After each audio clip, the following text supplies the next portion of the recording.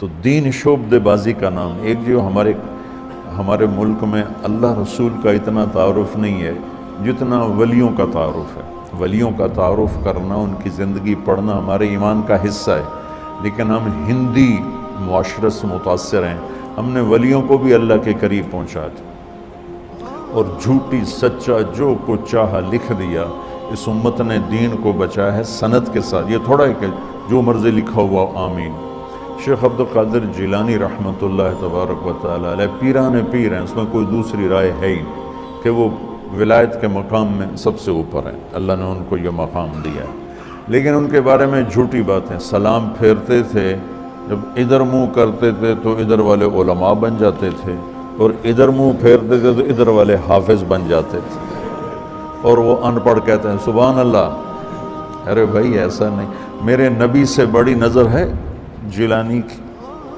قطب سبحانی، پیران پیر، جتنے ٹائٹل دو تھوڑے ہیں، لیکن میرے نبی کے سامنے تو وہ ایک تنکے کی حیثیت نہیں رکھتے ہیں. ساری ولایت تو بہت چھوٹی چیز ہے. سارے انبیاء اکٹھے ہو جائیں تو میرے نبی کے سامنے کیا ہے؟ کچھ بھی نہیں. تو میرے نبی سلام پھیرتے تو عالم بنا دیتے، ادھر سلام پھیرتے تو حافظ بنا دیتے. آپ نے تو کیا نہیں تو یہ پیران پیر کیسے کر دیا؟ یہ اس قسم کے جھوٹے قصوں نے وہ دین کا حلیہ بگاڑ دیا، دین کی شکل بگاڑ دی. مثال کے طور پہ یعنی آپ اگر ہمارے صوفیاء کی کتابیں اٹھا کے پڑھنا شروع کریں نا، تو آپ کو وہ ایسی ایسی یعنی باتیں اور ان کے اندر ملیں گی کہ آپ کہیں گے یار یہ باتیں مطلب کوئی عقل میں آنے والی نہیں ہے. تذکرۃ الاولیاء کتاب دیوبند بریلوی دونوں چھاپ رہے ہیں، اس میں آپ ذرا بزرگوں کے دعوے سنیں. وہ بندہ کہتا ہے یار یہ کون سی کرامتیں ہیں؟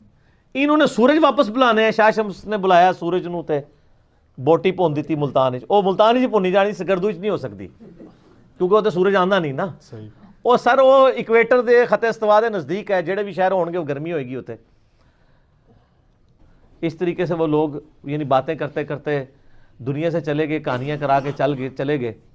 اور اکثر آپ نے کئی بزرگوں کے بارے میں سنا ہوگا جی جناب ایک کوئی ان کے پاس ان پڑھ بندہ چلا گیا، جی منو قرآن پڑھا دو.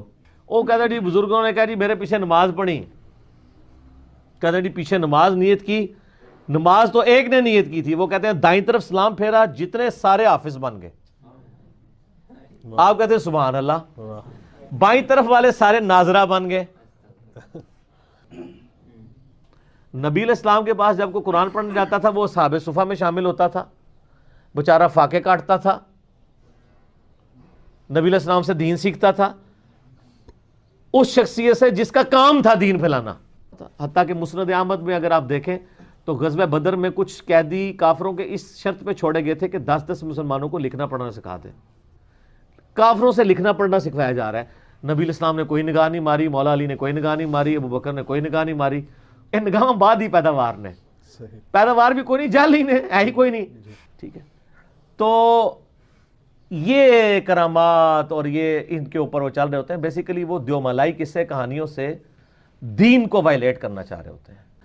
ڈاکٹرائن کے طور پہ کرامات کو ماننا ضروری ہے کہ کرامت ایگزسٹ کرتی ہے، معجزہ ایگزسٹ کرتا ہے، اس سے تو کسی کو انکار نہیں ہے. ہم کہانیوں کے خلاف ہیں کہ وہ کہانیاں ثابت بھی ہونی چاہیے. آپ پھر ایسی سی کہانیاں کراتے ہیں کہ جن کا پریکٹیکلی پروف کوئی نہیں ہوتا، الٹا اسلام کی دشمنی کا باعث وہ بن جاتی ہیں، تو ان کہانیوں کو تو نہیں ہم مانیں گے. یہ کرامت کسی کے اختیار میں نہیں ہوتی ہے کہ کوئی کر کے دکھا سکے، تا وقت ہے کہ اللہ تعالیٰ کسی معاملے میں کوئی معجزہ تفویض نہ کر دے. جیسا کہ موسیٰ علیہ السلام کو ایک پرماننٹلی معجزہ اٹیچ تھا کہ وہ عصا پھینکتے تھے وہ سانپ بن جاتا تھا، لیکن جب پہلی دفعہ بنا اس وقت موسیٰ علیہ السلام بھی ڈر کے، قرآن پاک میں آتا ہے، اس لیے کہ ان کو پتہ ہی نہیں تھا یہ ہو جانا ہے. اس کا مطلب ہے کہ انہوں نے نہیں کیا تھا، خود کیا ہوتا تو اینڈ رزلٹ کا پتہ ہوتا انہیں. یہ تو سر حال ہے معجزوں کا. تو کرامات تو چھوٹی چیز ہے، وہ تو اولیاء اللہ سے ریلیٹڈ ہے. تفویض والا معاملہ کوئی نہیں ہوتا کہ آپ کہیں کہ کسی کی کیپیبلٹی یا کمپیٹنسی آ جاتی ہے. اس میں آصف بن برخیہ والا ایک واقعہ، آصف بن برخیہ کا نام تو کسی حدیث کے اندر نہیں آیا، وہ اسرائیلی روایتوں کے اندر ہے، وہ پیش کر دیتے ہیں. اس کی کوئی ڈیٹیل نہیں کہ وہ بندہ کون تھا، فرشتہ تھا، جن تھا، نبی تھا، اور اس کی بنیاد پہ پوری ایک ڈاکٹرائن کھڑی کی ہے میں نے اس حوالے سے بھی تخت بلقیس کے واقعے کو اس میں ڈسکس کیا.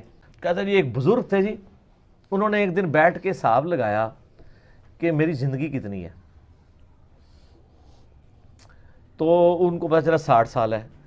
وہ کہتے ہیں جی اگر میں نے روزانہ بھی ایک گناہ کیا ہو تو 60 ملٹیپلائڈ بائی 365, یہ تو پتہ نہیں انہوں نے آندہ بھی ایسی کہ نہیں, بل میں اس نے ذہن رکھنا کہ انہوں نے ملٹیپلائی کر لیا ہوئے گا. اچھا کر کے تو وہ انہوں نے کیلکولیٹ کیا تو وہ جناب وہ تو پتہ نہیں کتنے ہزاروں گنا ان کا, تو میں نے تو کئی دن ایک سے زیادہ بھی کیے ہیں, تو یہ تو لاکھوں گنا ہے. ایک چیخ ماری اور روح پرواز کر گئی. سبحان اللہ. لیکن یہ پہلے ہوتا تھا. اب لوگ پوچھتے ہیں کہ سر یہ چیخ انہوں نے ماری اور حساب کتاب سارا خود کیا, یہ آپ کو بتایا کس نے کہ یہ ہو گیا تھا؟